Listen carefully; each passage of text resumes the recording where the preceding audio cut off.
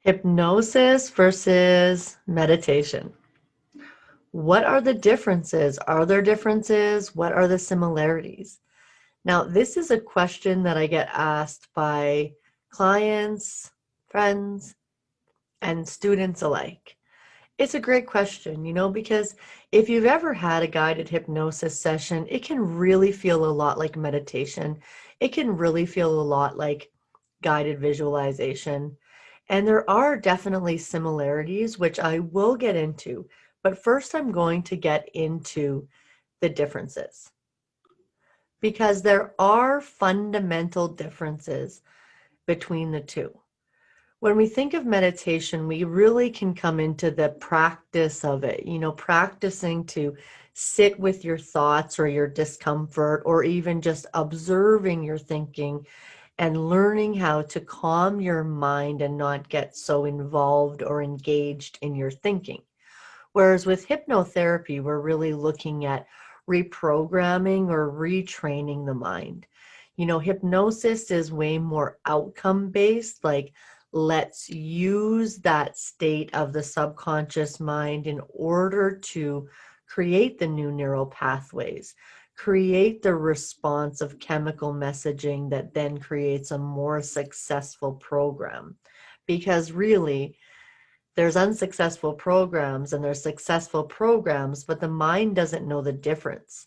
So it's really in that hypnosis state that we use the mind to create successful programming, whereas meditation is more harnessing stillness and focusing on being still and connecting to the self in that way. And in hypnosis, you can definitely connect to the deeper self, the inner being, the higher mind, the intuition. I mean, people have all sorts of insights in hypnosis, just like you can in meditation.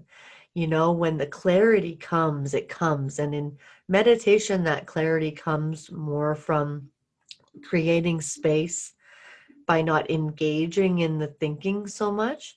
And in hypnosis, it just happens because you're in the space where you're not focused on your thinking, because you're relaxed. Your mind is more receptive to allow in ideas, thoughts, or possibilities that weren't there before when you were trying to figure it out. So that's similar but different. I would say the main difference between meditation and hypnosis is that is what it creates. Hypnosis is very much about using the imagination to create your reality or to change your reality and create a new reality. It's very much focused on using your thoughts and using what you picture your life to be to then create an image in the subconscious mind, which will then go about creating it. So that's why we talk about, successful messaging and unsuccessful messaging, because it's already living out what it believes. And so whereas in meditation, you could become very aware of a belief, of a limiting belief, of something that you've been thinking was true about you or life as long as you can remember. Whereas in hypnosis, you can change the belief. You have the power to let go of that belief and ultimately create a new belief that's more in alignment with who you are now. And so let's look at some of the similarities. There's basically different sensations during meditation, and I really like the Chopra Center of Meditation, and they go through this. I definitely go to and have gone to Deepak Chopra over the years for his knowledge on how the brain works and how this chemical messaging creates new pathways in the mind. And then also the meditation experiences that he's offered over time. And this is really natural. There's different sensations that you experience during meditation and hypnosis. One of the first ones is crying or tears, right? Anytime there's like that awareness or that aha, or that relief that provides a release, tears are always a release. I kind of think of it as just like almost like tears are like the air in a tire that's got too much air and just lets it out. So you might find sometimes even people come back from hypnosis with a little tear that trickled down their cheek and they didn't really even realize it till they're back. Sleepiness. Lots of times people ask me like, what if I fall asleep? I say, I'll wake you up gently. But it's quite common for it to almost feel like sleep hypnosis because it's really the levels of awake to sleep. And so the deeper you go, the closer you get to the unconscious. But it's very natural. So if you fell asleep, you just wake up and that kind of thing. You could get sleepy in meditation too. Spontaneous movement or twitching. This happens a lot. I get that when I meditate too, like, but in hypnosis, people definitely twitch. And again, just think about how, the nervous system could go from a fight or flight into a rest and digest in hypnosis. And as that's happening, and as the nervous system is starting to slow down and rest, the twitching can happen. Sometimes it can happen like because they're processing too, and it's really beautiful. Ticklish sensations. Sensations. Some people will be like, I had an itchy nose, but I just actually couldn't even care less to scratch it, and then it went away.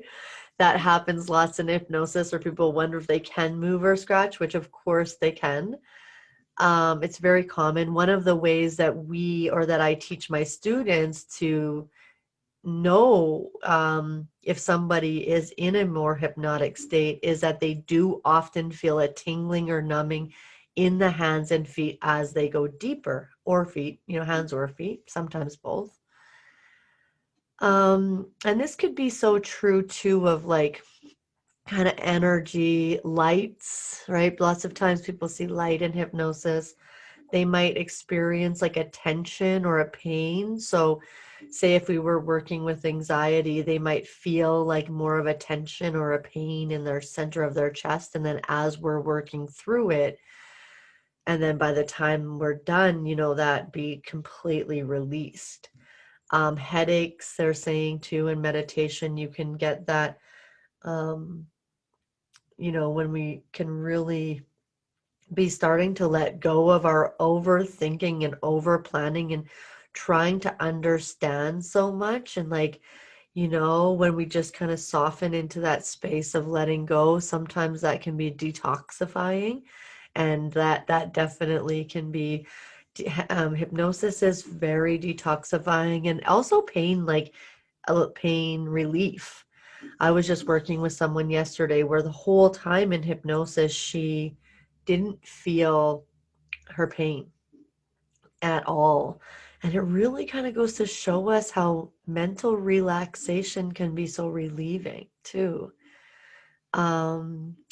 And one of the things too is feelings of expansion.